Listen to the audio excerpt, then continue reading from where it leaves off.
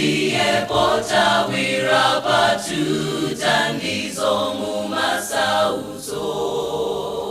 ngakale namondwe mpepo zivute ana ake samachita manta chinkana mapiri atasuntika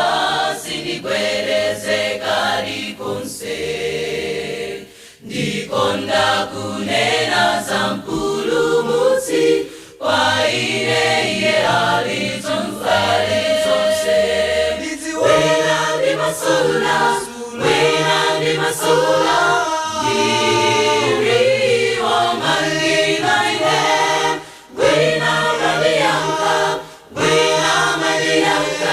ine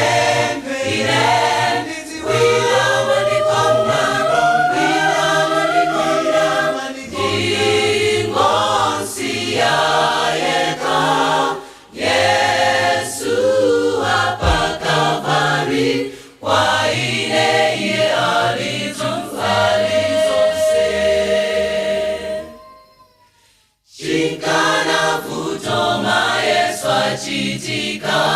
amakala pafupi nane asangalatsa ine nkaso wa chimwemwe